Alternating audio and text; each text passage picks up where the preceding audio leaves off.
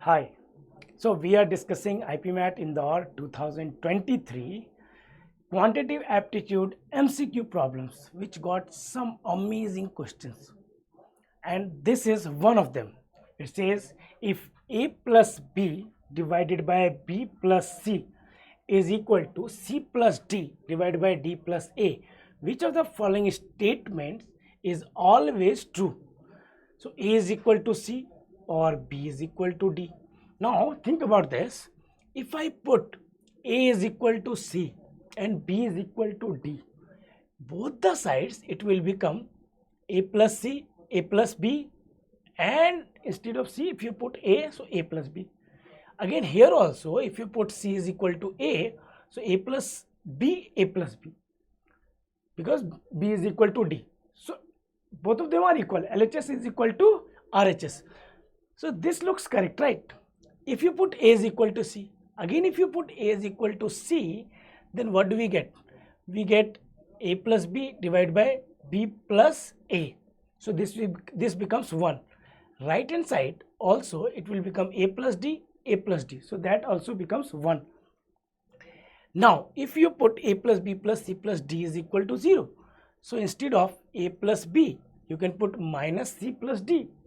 So which will be cancelled out. Instead of B plus C, you can put minus A plus D. So ये भी सही है. और यहाँ ये सही था, ये सही है, तो कौन सा आंसर सही है? That is very confusing, right? So this is one of the amazing question जहाँ पे अगर आप ऑप्शंस के थ्रू जाते हो, so हो सकता है कि काफ़ी प्रॉब्लम आ सकती है क्वेश्चंस को सॉल्व करने में, क्योंकि सारे ऑप्शन सही है. But remember it says which of the following statements is always true. Always true, that means कहीं ना कहीं ये 4 में से 3 ऑप्शन ऐसे हैं जो कंडीशनल हैं, जो हमेशा सही नहीं होंगे, कभी कभी सही होंगे, और कुछ ऐसे हैं, एक ऐसा है जो हमेशा ही सही होगा. तो कैसे पता करेंगे? तो इसे सॉल्व करके. नाउ क्रॉस मल्टीप्लाई, अगर हम क्रॉस मल्टीप्लाई करते हैं तो क्या हो जाएगा? A plus B into D plus A is equal to C plus D into B plus C, है ना? So from there, if we multiply these two, AD plus A square plus BD plus AB is equal to, this will become BC plus C square plus BD plus DC. यहाँ पे मुझे तो दिख रहा है कि BD दोनों side है, so we can cancel this out, है ना? क्या दिखा? आपको भी दिखा ये? If yes, then it's good. Now, if I take A square plus AD plus AB, this will become minus C square minus BC minus DC. जब left hand side लेके आएंगे तो अब इसे यहाँ से कैसे आगे प्रोसीड करें? तो एक चीज़ यहाँ पे क्लियर है कि A इज इक्वल टू सी यहाँ भी है, यहाँ भी है, यहाँ भी है, और जो चीज़ C में है वो यहाँ भी है. तो कहीं ना कहीं अगर A माइनस सी 0 लेके आए तो कुछ काम बनता दिख रहा है. तो चलो कैसे A माइनस सी लेके आ सकते हैं? तो A square minus C square क्या होता है? A plus B into A minus C, A plus C minus into A minus C. फिर अगर यहाँ पे देखें, यहाँ पे AD है और क्या है, और यहाँ पे तो हमने ये ले लिया है, तो यहाँ पे AD है, AB है. अगर A कॉमन लिया तो मिल जाएगा B प्लस डी. यहाँ से अगर हमने माइनस सी कॉमन लिया, क्या मिल जाएगा? B plus D is equal to 0. अब अगेन यहाँ से इसे लिख सकते हैं A plus C into A minus C plus, ये क्या हो जाएगा? B प्लस डी दोनों में है. Let's take B plus D common, so we get A minus C is equal to 0. अच्छा, यहाँ पे ये AD है, ये CD है, ये भी ले सकते थे हम कि यहाँ से D कॉमन लिया तो A माइनस सी आ गया, AB और BC में B कॉमन लिया तो A माइनस सी आ गया, वो भी कर सकते हैं. अब देखो इन दोनों टर्म में A minus C is common, so if I take A minus C, from here we get A plus C, from here we get B plus D, is equal to 0। अगर इसको रीअरेंज करें तो क्या मिलेगा, a plus B plus C plus D. Now product of two terms is equal to 0, so one of them must be 0. That means a minus c is equal to 0, और rearrange करके लिखें तो क्या हो जाएगा, a plus b plus c plus d is equal to 0. So if any of these two is correct, we will get this relation is always true. So that's why our answer is option D, na B, na C. Option D, which satisfies both the conditions. Okay. Next question, it says a helicopter flies along the sides of a square field of side length 100 kilometers. The first side is covered at a speed of 100 kilometer per hour. For each subsequent side, the speed is increased by 100 kilometer per hour till covers all the sides. The average speed of the helicopter is. So situation is something like this. There is a square field, है ना, and in this case all the sides will be equal. According to question, it's 100 kilometer, 100 kilometer, and this is also 100 kilometer. Now that helicopter is covering these sides. So first side is being covered at a speed of 100 kilometer per hour. Then next one, speed has been increased by 100 kilometer per hour.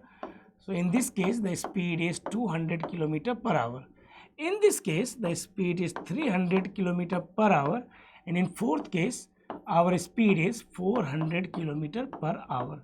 So in each case, the time taken by the helicopter to cover this side of each square will be different. And how do we find average speed? So average speed is equal to total distance upon total time. Total distance upon total time. Okay, usually we try to understand, अगर average है तो average of speeds निकाल दो, जो कि एकदम गलत होगा यहाँ पे। एवरेज स्पीड के केस में total distance upon total time लेंगे। ना व्हाट इज टोटल डिस्टेंस?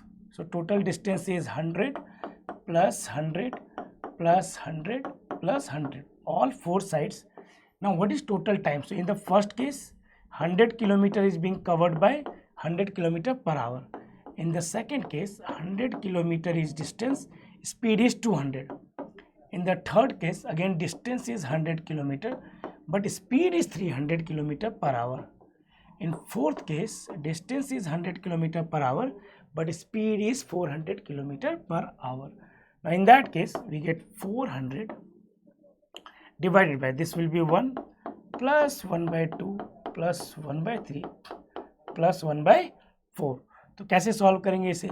यहाँ पे 400 डिवाइडेड बाय 1 2 3 4 का एलसीएम ले लो, कितना हो जाएगा? 12. So this will be 12, 12 by 2 6, 12 by 3 4, 12 by 4 3. So this gives us 400. 12 ऊपर चला जाएगा, नीचे क्या आ जाएगा?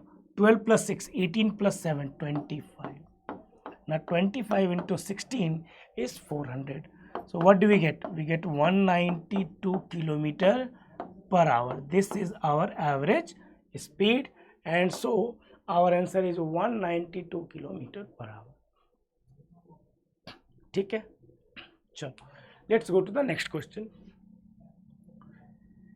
Question number 13, it says the equation x square plus y square minus 2x minus 4y plus 5 is equal to 0 represents. So अगर इस तरह का कोई भी इक्वेशन दिखे, जैसे कि x square plus Y square plus 2gx plus 2hx plus c is equal to 0. So usually this is an equation of circle जहाँ पे सेंटर क्या होता है, जहाँ पे जो सेंटर की लेंथ होती है, जो सेंटर का कोऑर्डिनेट होता है वो माइनस जी माइनस एच होता है, and the radius is equal to square root of G square plus H square minus C होता है. नाउ इन दिस केस अगर हम देखें जो g की वैल्यू है क्या है, तो g की वैल्यू आ जाएगी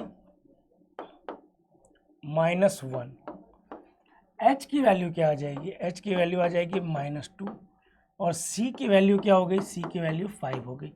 तो अगर this is an equation of circle, what will be the radius, centre तो पता चल गया कि 1 और 2 होगा, what will be the radius, so radius will be equal to square root of 1 square plus 2 square, है ना, -5 which is equal to 1 square plus 2 square is 5 -5, तो ये कितना आ गया 0।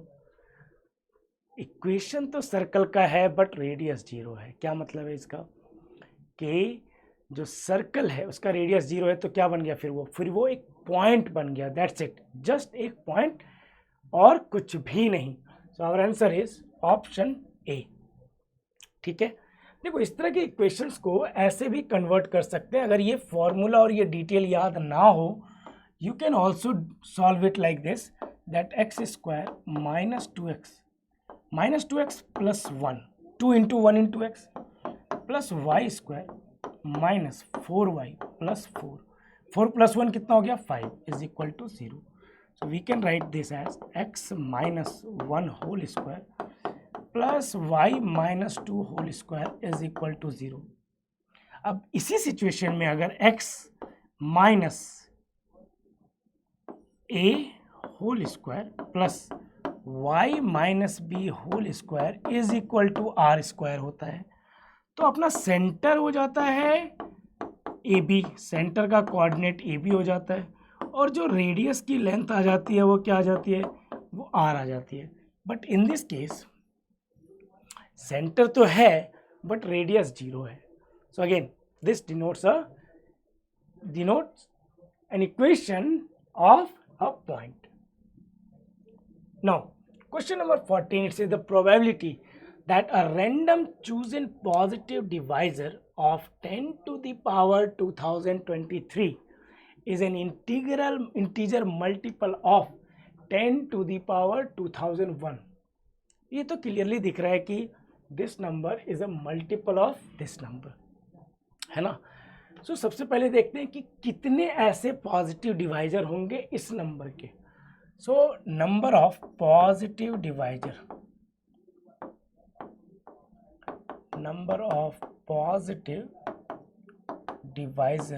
of 10 to the power 2023, okay, which is equal to 2 to the power 2023 into 5 to the power 2023। ये जो value है number of positive divisor of this is equal to this. So ये कितना हो जाएगा, इसकी जगह पे अगर मैं ये रख दूं, so how do you find number of positive divisor.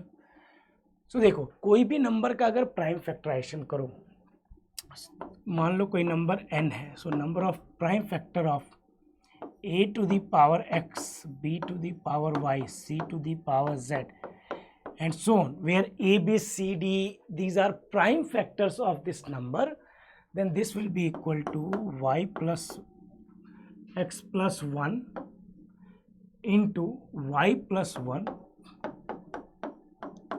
into z plus 1 and so on. So this is how we find number of factors. So ये जो number given है 10 to the power 1023, इसे ऐसे लिख सकते हैं प्राइम फैक्टराइजेशन में, तो इसके नंबर ऑफ फैक्टर्स क्या हो जाएंगे। So number of factors of this number 10 to the power 2023 will be equal to 2023 plus 1 यानी कि 2024 into 2023 plus 1 which is equal to 2024 square. तो ये मेरा टोटल नंबर ऑफ डिवाइजर हो गए किसके, इसके। अच्छा, इनमें से कितने ऐसे डिवाइजर हैं जो इसके मल्टीपल हैं, है ना। सो यहाँ पे बहुत प्रॉब्लम आती है यूजुअली लोगों को सॉल्व करने में, बट अब नहीं आएगी कभी भी। एक फॉर्मूला याद रखना कि number of divisors of n which is a multiple of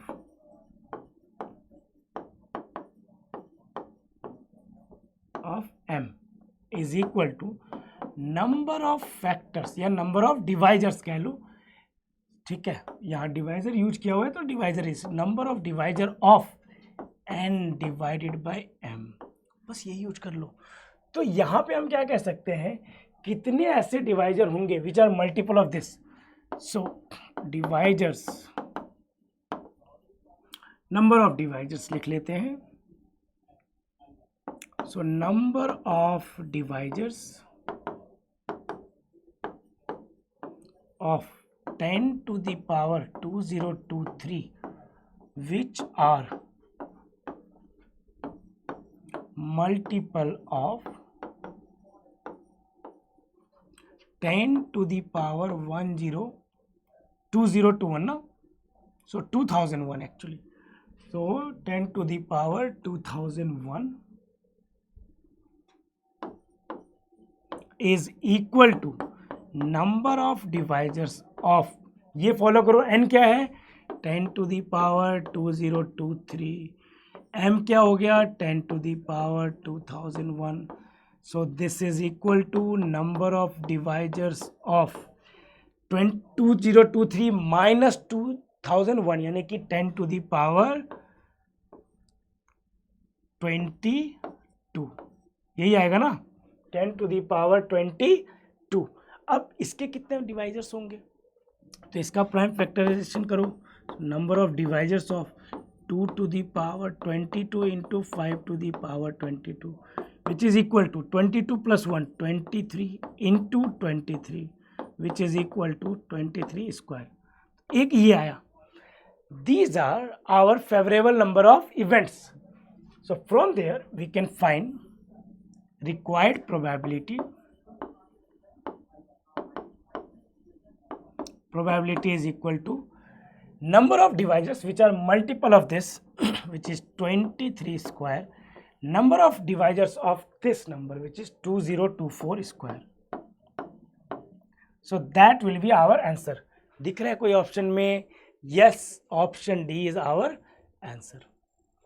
So if you know this concept then this is a 30-second question hardly, क्योंकि टोटल नंबर ऑफ डिवाइजर्स निकालना 10 सेकेंड का काम, इसके टोटल नंबर ऑफ डिवाइसेस निकालना 10 second का काम, probability 10 second, 30 second at max for this question guys. Question number 15 it says a person standing at the centre of an open ground first walks 32 metre towards the east, 32 metre towards the east. तो यहाँ पे देखो direction में एक बार को लिख दे रहा हूँ, this is north south east west. So अगर हम स्टार्ट करें, सो ये पर्सन 32 मीटर ईस्ट जा रहा है, takes a right turn, walk 16 metre, तो राइट टर्न यहां से लिया और अभी ये 16 मीटर गया, ठीक है। Next takes another right turn, walks 8 metres, so right turn लिया 8 मीटर गया एंड सो ऑन। सो कहने का मतलब फिर से राइट टर्न लिया, 8 का हाफ 4 गया, फिर से राइट टर्न लिया, 4 का हाफ 2 गया, फिर से राइट टर्न लिया, 2 का हाफ 1 गया एंड सो ऑन, यही चलता रहा है ना। How far will the person be from the original starting point after infinite number of such walks in this pattern. तो सबसे पहले अगर हम देखें इस पॉइंट से अगर ये स्टार्ट कर रहा है तो क्या हो रहा है, ईस्ट गया, फिर साउथ गया, फिर वेस्ट आया, तो ये 32 में 8 कम हो गया, फिर ये नॉर्थ गया, तो ये 16 में 4 कम हो गया, फिर ये किधर गया, ईस्ट गया, तो अब 2 बढ़ गया। तो अगर हम ईस्ट और वेस्ट में देखें कि कितना राइट या लेफ्ट होगा ये अपनी पोजीशन से, तो सबसे पहले in the east direction, in east ये कितना डिस्टेंस कवर कर लिया होगा, तो 32 माइनस 8,